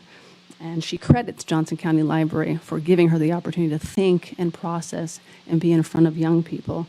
And she said, I think really something important, that it's really important to feel your feelings and to be okay with articulating them. And so she is like one of the best YA writers. I get choked up. She's got a very emotional story working today. And she's author of many acclaimed titles. She's won a ton of awards, the Prince Honor, the New York Times. And I think if she were here, she would tell us that none of that matters more than it does for us to connect and uplift young people. So it's quite an honor for her to credit us in her book. Next slide. And then lastly, KC Kids Unite connects elementary students across the Kansas City metro through art and literature. In 2017, KC Kids Unite was co-founded by our current elementary coordinating librarian, Melanie Femler. She has served as the elementary coordinating librarian since January 2020, so right before the pandemic. And this year, we were able to work with her and 200 students to come together to meet author Kwame Alexander. He read to them, he told them stories, and one brave young girl who asked him, "Why don't you have any girl main characters?" And he promised her that he would feature her name in one of his upcoming books. So it's exciting. That's all I have. Any questions? One more slide, though, Deb. This one's important because the initiatives that I talked about today, again, as I've noted, include a select number of staff, but the Youth and Adult Services Department, all of these folks are highly connected, and they've really uplifted each other and the community through our virtual programming during this pandemic. So I want to acknowledge them. Before you go, how does a teen end up on the editorial staff of Elementia? It's an application process, so they submit an application, and then the team reviews those applications. They even do interviews, so students are brought in and asked a series of questions. But Bethany, like how it is determined who's on, I wouldn't be able to speak to because I've not been a part of that process. Okay, thank you. Any other questions? I got a couple. So you said we hit 75 out of the 80 schools, is that Yeah, right? elementary schools. I think, well, we're 2 years ago? Yeah, can you Right? believe that? I remember you, David. That's not too bad. You've been excited. Yeah, that's pretty impressive because last year doesn't really count. Yeah. So, I mean, so you did the same thing where you gave every kid in all those schools, I mean, not every kid, but was third grade or, Third and fourth graders, 100 books, and the school itself focused in on the students that would benefit most from receiving a book. And so well, it's unfortunately, mine was in fifth grade. you missed that one. That's all right. She got one of the free books and she's already read it, so. So you said 75 out of 50, so was it our fault or was it their, do we need more funding or was it there that they? It was wasn't 75 able out to? of 80. Yeah, So right. we didn't hit 5 schools, and I think really it boiled down to not receiving an application from Okay. the school. So we did our due diligence and reached Right, out okay. and set out that application. And I know that it's a goal for that summer leadership team to get to that 80. Well, next that's good because I know because 2 years ago was the first year you ever, or 3 years ago. year. What year are we in? What year is it? I don't 2020? remember anymore. I think it's close to 3 years. Close to 3 years, yes. Yeah, so you went from a piloting of 3 years, though, or 3 schools up to 75, so. And what we And really didn't- could have been 80. Yeah, sounds it could have like. been. So- And what we didn't do this year or last year was distribute books in our branches. And so that's another thing we've learned that we can reach these populations now. And so as we consider the future, there becomes a triangle approach. What does it mean to distribute on-site, in parks, and into schools directly? And I guess the next goal is to try to hit some of the other, I mean, it sounds like you're already thinking about what community partners like the Merriam and daycares, and I guess where else can you go that really hits the kids that really need it the most? Because I mean, I joke about my daughter got the books, but we've got hundreds of books at home. Yeah. I mean, they are so grateful they enjoy it because it's their book. It's different than the ones that we've bought them. And I know Sean has mentioned the importance of connecting with educators to see how did this on-school site distribution work for you and get their feedback on how we can impact more students. So we'll Well, look good to job. doing that. Thank you. I only have one other thing that Angel's not going to say, but we talk about diversity, equity, inclusion, belonging, social justice, and what Angel and her team that you're seeing here with the Race Project KC, other libraries and communities have reached out to JCL and said, how have you done this?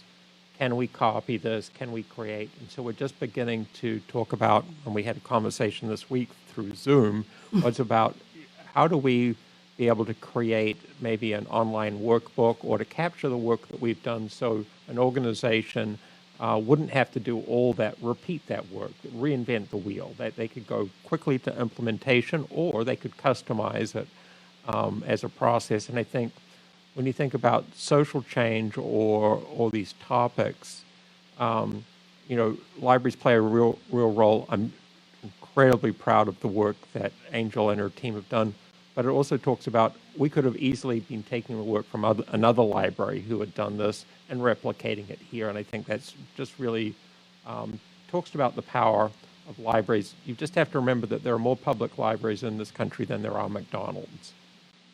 And that's, I think, is probably a good thing. if I'm not mistaken, Don't sue me, McDonald's. I love you, McDonald's, but I love my libraries more. if I'm not mistaken, we added it to the budget for the summer reading. Exactly. Right? Thank you. Yes. I think before that, it came from, the foundation money? Yes, Is that it did. correct? Yep.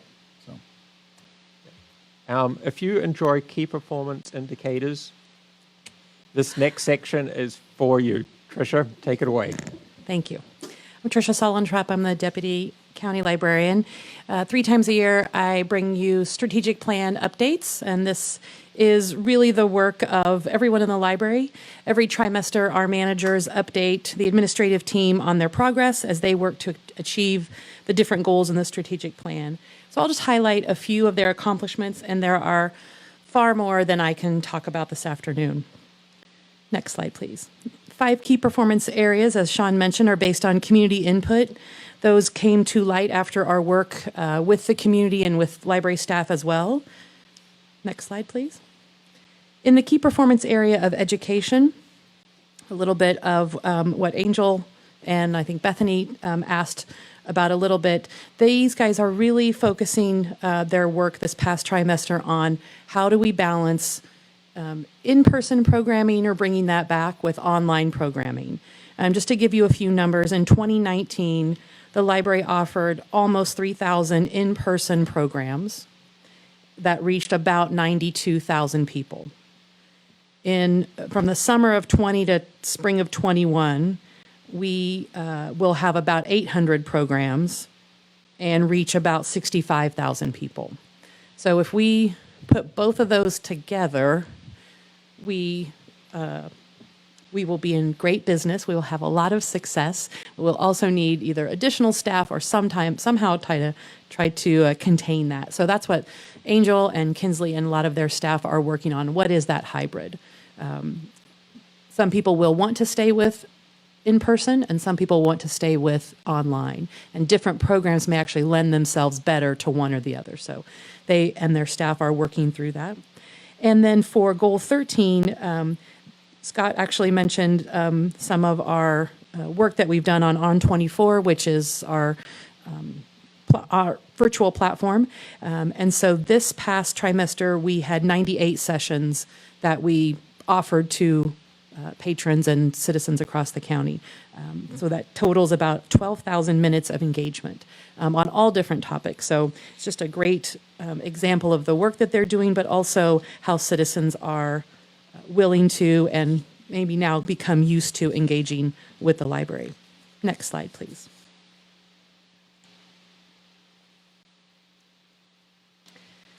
This next goal is, we like to call it the David Ratney goal because it's all about the budget. And several of you have been involved in this work.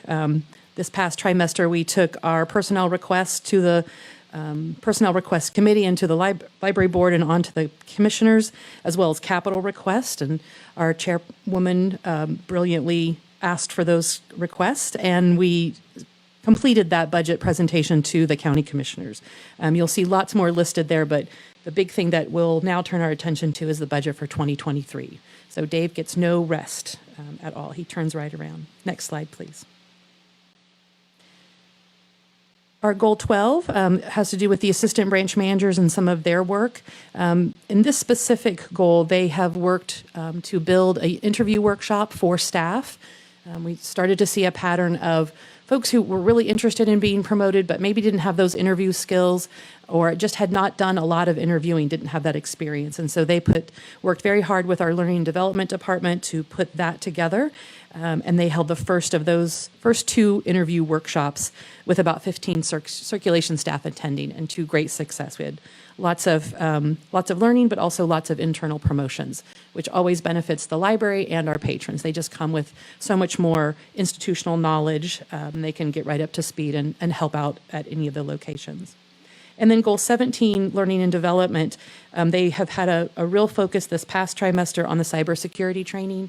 That concern never goes away, and so they have worked really diligently with our county partners in IT to up the library staff awareness of all of the IT or the cybersecurity risks out there. And then actually we just had a meeting today about a few more steps that we might take to help library staff really start to understand the risk that exists for them as library staff and for the whole county. Next slide, please. Still under the operations key performance area in goal 18, again, learning development has really worked hard, especially during the pandemic, but certainly in the last trimester, to increase the video content of the trainings that we're giving staff. Lets them take that as they need, but also frees up the time of those presenters or those facilitators. And then they have also worked very hard as they have added some staff members to their department to build in some redundancies. We were down to one kind of lone, very strong person in training, and now we have a plethora. We can't even keep track of all their names. There's so many people. But they've all done a great job to build in those redundancies and look for where's the weak point here. Next slide, please. Goal 4, under the key performance area of community, you heard a little bit about our Antioch replacement community engagement. And so that, as Scott had mentioned earlier, certainly took many hands. And then we're gearing up for the second one. And then I believe Stephanie mentioned earlier some of the work with our community partners, specifically the Rainier family, and their generous donation to help buy and ultimately build a new Burgeon early literacy unit at Central Resource Library. Next slide, please. Under the key performance area of communication, communication has been probably 7 full-time jobs for our communication department over the last year, and specifically this last trimester. They have had a wide variety of things to communicate about. And on a good day, they can handle that. And then you throw in lots of changes with weather and supply chain. And so they have reacted wonderfully. I think we've only had to buy them pizza 3 or 4 times to assuage some of the changes that we've been having. Next slide, please. This is a list of many of the projects that you have heard about over time from Scott and others. This project management list occurs, or this structure kind of occurs brilliantly in the background. Jared spoke a little bit about some of these projects earlier. All of these project leads have a regular library job, and then they're also taking on a project in addition to that job. They really do wonderful work, and you can see the wide variety of types of projects that they're dealing with. It really gives them a great system-wide perspective, and they get to learn kind of all the ins and outs of different things, contracts, budget, the whole 9 yards. Next slide, please. In goal 21, this is really a goal that the assistant branch managers have really kind of stepped into their own or grown into their own. The assistant branch manager position is an entry-level position, and they generally has a healthy turnover rate because those people are good. They learn things, and then they go on to other jobs within our library system.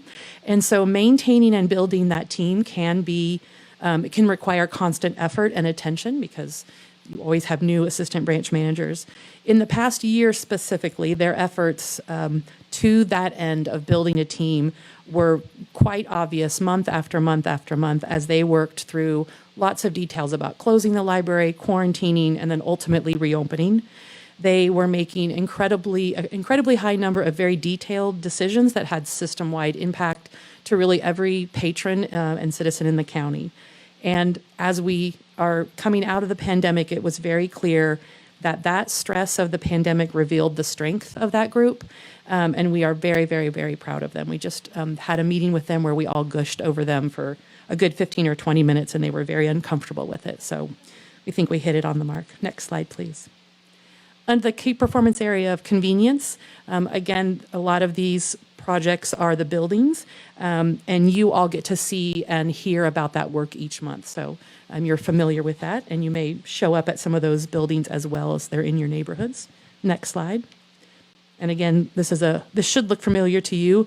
The newest addition to this slide is that bar along the CRP, or the Capital Replacement Program. And so those are the ongoing maintenance types of projects. Some may be small, some may be large, like a roof or a parking lot, but we started to add that in as it became clear as far as those are things we were really working to achieve, and the library had to figure out the budget, but also the timing of those things as well. Next slide, please. In addition to all of those capital replacement programs that our staff and county facilities helps us with, county facilities was also helping us with all of the reopening things that we were needing to do, and as well as these kind of back of the house central building upgrade part 2 move. So helping us move everybody out of central into different other county buildings. So there was lots of work going on there in the past trimester as well. Next slide. And then goal 7, this is probably be music to many, many people's ears. They have embarked on an evaluation of our ebook and our e-audio platform. So they have just worked through that evaluation and will be bringing a recommendation in the next month or so to the administrative team. And so looking at what are other platforms, what's the best fit for our patrons, what's the budget, all of those types of things. So we hear lots from patrons about the things that they would like us to do in this. So that's a very great thing. In goal 8, this basically the last year, but certainly the last 3 months or 4 months have been an extraordinary amount of IT effort and work, and there's a long list on the slides.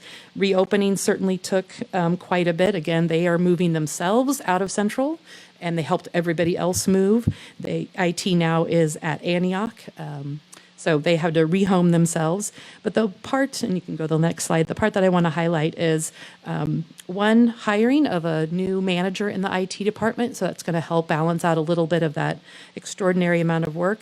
And then helping with and supporting the creation of a physical security specialist, which will also help and take some of the load off of IT with some of the security things they've been helping us out with.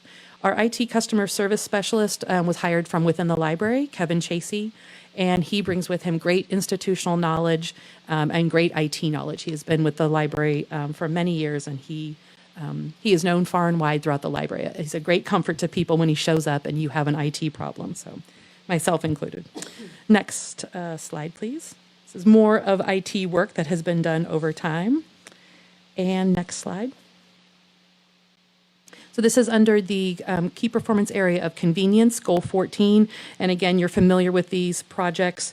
The part I'll highlight here is some of the inside Central, as we closed it down to Little Central, the moves, the moving individuals, moving furniture, all of those types of things that our county facilities partners helped us out with.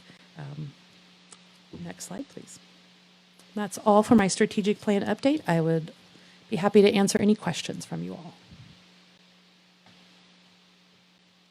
Thank you, Tricia. Particularly with the Colonial Pipeline and ransomware, this has become a real issue as part of the IT governance for the county. It's something that we're looking on, and because the library has such a public and front of the house and back of the house connection, and we have so many computers, we have to work in really close coordinated efforts to make sure that all the machines, the hundreds and hundreds of machines that we have all the latest upgrades and patches, and that our staff are familiar, particularly with the most difficult one for us, which is the social engineering.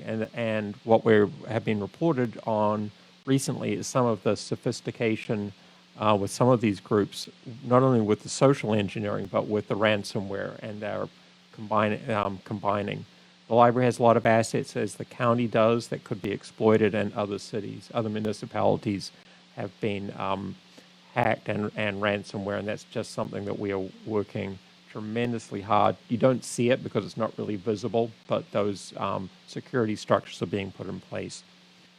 I'd like to invite Jen to come up and talk about the security position, and then after that, Georgia, to talk about some of the supply chains and some of the why you're seeing some of these delays. Good afternoon. I'm Jennifer Munkin, the Associate Director for Branch Services. I wanted to introduce you to the idea of a potential MOU with the Sheriff's Department. As Tricia mentioned, we're in the midst of hiring a physical security specialist. You're probably aware that the library has a great deal of security infrastructure in place with security cameras and door alarms and all the things that go with keeping our physical buildings safe. And we decided we really needed someone to manage those things. What you have in your packet is a potential MOU and a service level agreement that we would like you to consider next month to vote on with the Sheriff's Department.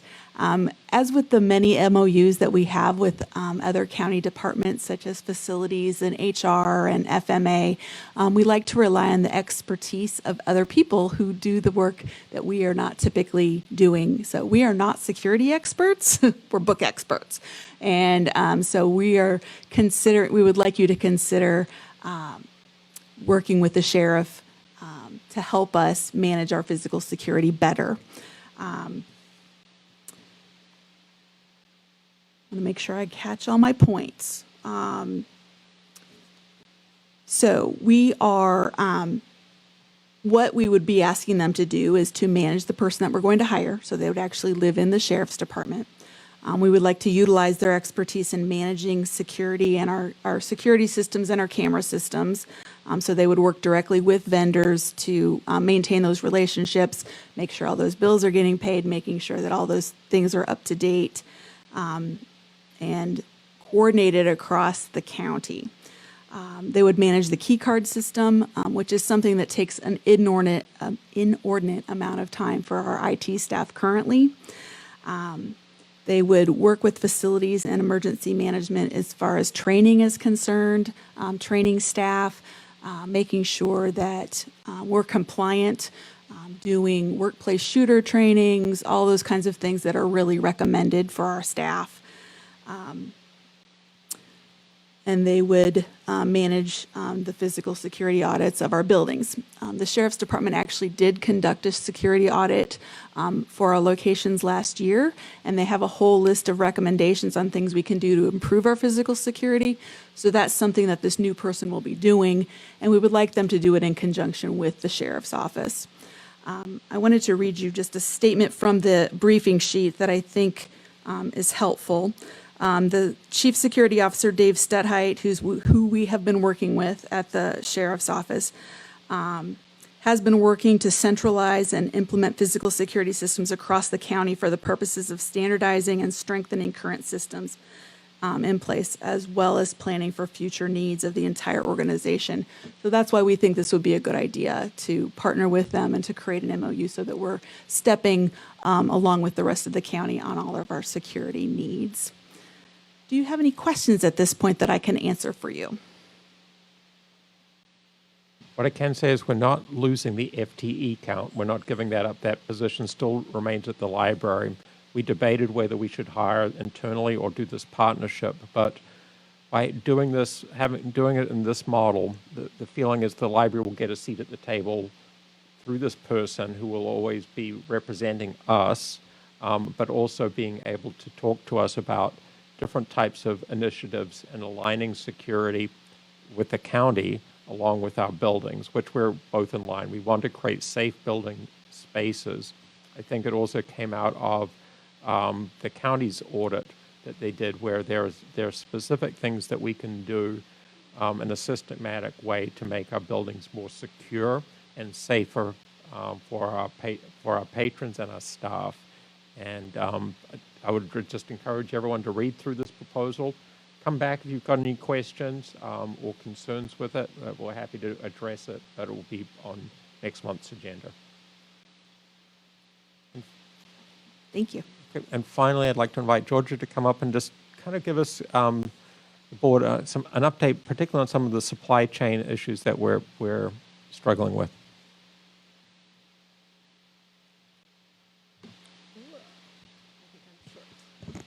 Hi, everybody. I hope you're all doing well today. My name is Georgia Sizemore, and I'm with Facilities. I'm here representing our awesome library planning, design, and construction team of Abby Gersh, who's off getting married this weekend, which is really cool. Wish her well the next time you see her. Juan Lopez Thomas and Sean Hendricks. It is good to see you all. Recently, you may have heard, or you may have seen or heard any number of articles about shortages and cost increases for numerous materials. Everything from lumber to chlorine to semiconductors, and you may have been personally impacted. I'm compelled to say that I'm not an expert in supply chains, international trade, global pandemics, or even supply and demand analysis. And I'd like to give you an overview of what we're seeing and the steps we're taking to address this evolving situation as it affects the cost and availability of materials for our library's capital replacement and major capital projects, which is more my jam. So I'd like to start by talking a little bit about what is considered to be normal, I've got air quotes on that one, in terms of construction. So construction typically has any number of factors that influence cost, timing, the ability to prosecute the work. And these are most commonly weather, availability of materials, and or labor and tariffs. So you would have heard about these along the way over the last number of years. We often take steps to adjust our projects to accommodate an issue or two that might be present at any given time. And what we're seeing now is unprecedented, as you all well know. So, what is happening? What are we seeing? What are we understanding from our construction partners, from the industry, and from our direct experience? We're now at about 15 months after the country was shut down to try and manage the spread of COVID, and we're facing several added issues. So there's a backlog of projects. This is in general, right, across the country. estimated at about 8 months. This time last year, some construction projects were halted, many were slowed down, and many more owners shelved their projects due to uncertainty.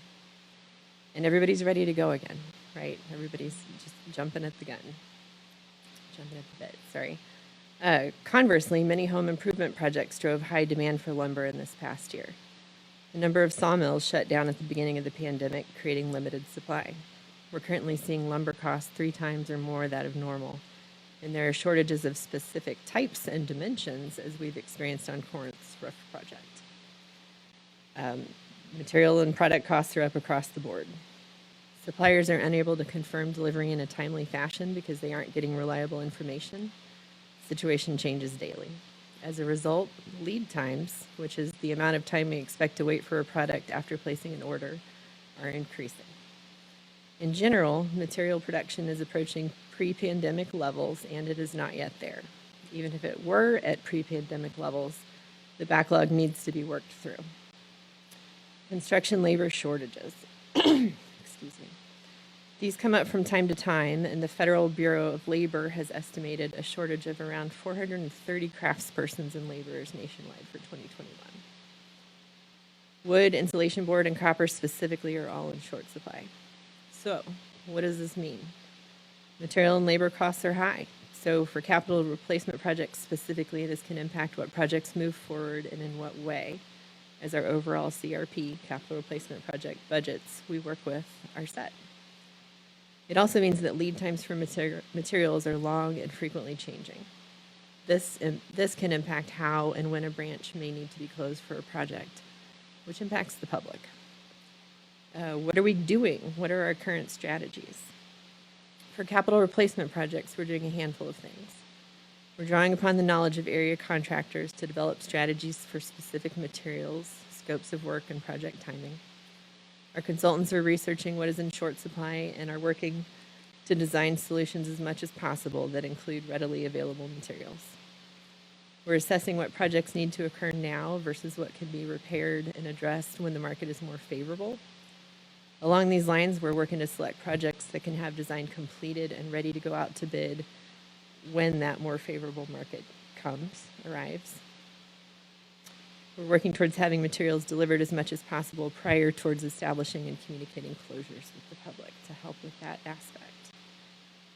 For major capital projects such as Antioch, as Scott noted, we've just hired that construction manager, and having them at the table at the beginning of schematic design is truly invaluable. It is the best way to get out ahead of issues and to be able to manage construction costs and timeline, that they're there in the beginning when all decisions are made. So these strategies will help us spend the taxpayers' money as wisely as possible for the benefit of the library and the public, and that's our charge. As the situation evolves, we will continue to develop new approaches for managing these circumstances to the best of our abilities. I'm happy to try to answer questions, and we'll certainly get back to you on any I'm unable to properly respond to. So what questions do you have?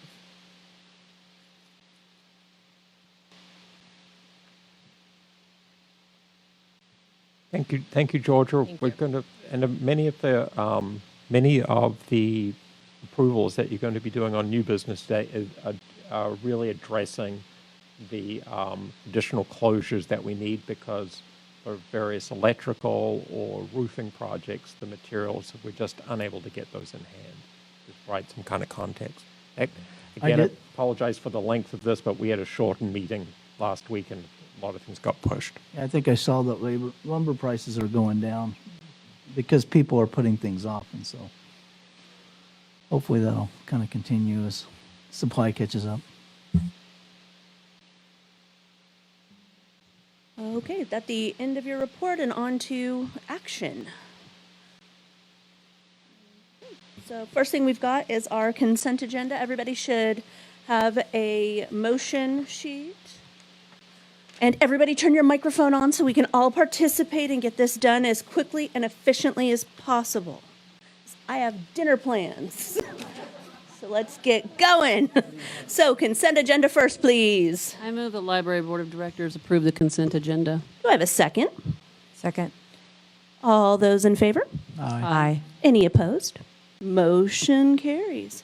Fantastic. We're on a good start. So we have an MOU, or no, the first thing we've got is an ARM update. Sean, do you have a briefing sheet? Yeah, I do. But before that, we have some old business, which is the Lackman location. It's my proposal that we wait, and that no vote is needed on this, but it is my recommendation that we wait until August before doing anything further with the Lackman property until we are able to review the county's strategic facilities master plan and see what other spaces are available. Once that report is done, I think the board will be able to move quickly to a decision. Are there any questions concerning that, or would you like me to go into more detail? I am content to wait. Okay. Anybody else? I think we're good. Let's move on. And Jen's going to talk about this 2010-10. So we're bringing to you tonight the hours arm to do a slight revision to. Staff have been looking at our hours and looking to make recommendations. And when we looked at the policy, we discovered we didn't have all of the hours in the policy. All of our drive-through hours were not listed in the policy. So that's one reason we wanted to bring this back to you tonight. The second reason we want to bring this back to you tonight is that we're looking to align all of our drive-through hours with our building hours. Currently, Lenexa has an extended drive-through time. They start at 7 a.m. and then they go till close of the building. Even through the pandemic, the statistics have shown that people are not using the drive-through those first 2 hours of the morning. Maybe one, maybe two people over the course of the time that the building has been open, which they just celebrated their 2-year anniversary. Woohoo! So we are proposing that we line all of our drive-through hours with our building hours. We are also including Central in this because we will be open, hopefully, by the end of the year or early next year, and that building will have a drive-through. So the drive-through hours are listed in this arm change, so we won't have to bring it back to you again at the end of the year. So are there any questions about the recommendation? I just had a question. Why was the 7 a.m. started for the Lenexa City Center? You said something in there about to align with the other amenities. We did. Thank you for asking that question. I had that note here and I forgot to say it. Thank you. We were looking to try to be good partners with the other people that were on the campus. So there's a community center, there's a marketplace. So we were trying to provide availability for the library if people were going to be on the campus before we opened. With the holds lobby, we feel like we have provided that access so that reducing the drive-through hours will not reduce our access because we still have the holds lobby that opens at 6 a.m., I believe, or 5 a.m., even earlier. Do we have any other questions, comments, or concerns about this? Then I would take a motion, please.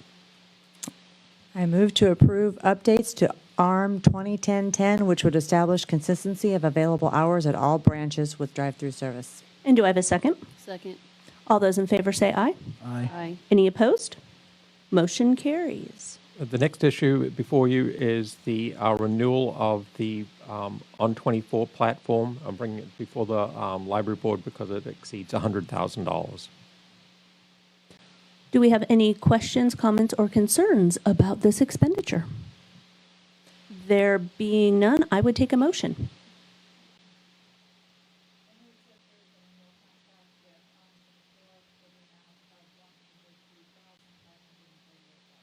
And a second? Second. All those in favor? Aye. Any opposed? Motion carries. So the next issue is we got to do with supply chain. The architect, not the electrician, is unable to get the parts to this. We'd already asked for approval, but we're asking for approval to close at a later date in the time of 3 days in either June or July. We do not have a firm date on when they're going to get that equipment, hence the 8-week spread. Okay, do we have any questions, comments, or concerns about the state of the world? How long, once we kind of know, will we give kind of notice to the public? That's a really great question.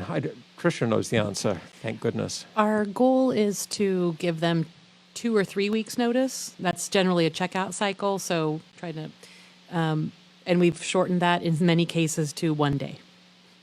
Just because strictly we get the notice that in that short a time. And you send an email to everybody that's gone to that location? Is In that right? service area. It also then is on the banner of the web page. So we try to hit a couple different platforms or different paths. We want to let, but we're kind of in a situation when they get the piece of equipment and say we can do it. We don't have a lot of flexibility to adjust the date because they're backlogged, and so we're just trying to work with them and the public to cause as little disruption as possible. I would say normal situations, it'd be nice to give more notice, but this isn't normal situation, so. Yes, we Go right ahead. We're with you on that. Yeah. All things being equal. Okay, any other questions, comments, or concerns? I would take a motion then. I move to approve the temporary closure of the Corinth Library for up to 3 days in June or July to complete roofing replacement and art flash work. And a second. Second. And all those in favor? Aye. Any opposed? Motion carries. So this is not due to lack of supplies, but just generally due to the timing. We needed to close, I think when we talked a little about this before, for a period of 2 weeks at Little Central, to allow replacement of the electrical panels that are going in there. And I need a motion from the board to go forward and do that. Okay, do we have any questions, comments, or concerns on this topic? There being none, I would take a motion.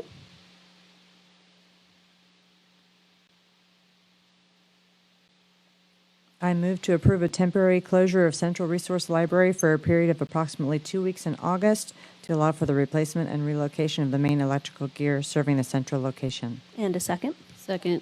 And all those in favor? Aye. Any opposed? That motion carries. Okay, the next motion is with the agreement with the City of Overland Park. And again, Fred and Andy have done a lot of work with the city as well as facilities. So we found out that as we're doing the central project that we needed, the city required us to update or fix the pavement that was running along the west side of the building. And so I'm looking for approval for the sidewalk agreement with the city, and I believe it is within a 5-year time frame after completion that we will do this work, and that it will meet all the standards, ADA and all those types of things. And there are some issues with it as far as unevenness today. We don't have a choice, though, do we? No. So this is merely a formality. You do not have a choice, and no. But I can't make that. I can't. In that case, I move to approve the central sidewalk agreement with the City of Overland Park. And a second. Second. All those in favor? Aye. Aye. Any opposed? Motion carries. And this is for electronic securities, which is the agreement between that service to move on the security system, the keying system at the Central Resource Library. Again, I'm bringing this before you because it exceeds $100,000. Feels like $103,000 is kind of your lucky number today. It does, doesn't it? All righty then. Okay, does anybody have any questions, comments, concerns about this expenditure? This is what the Johnson County Sheriff's Department currently recommends, right? All right. Okay. Any other questions? I would take a motion then.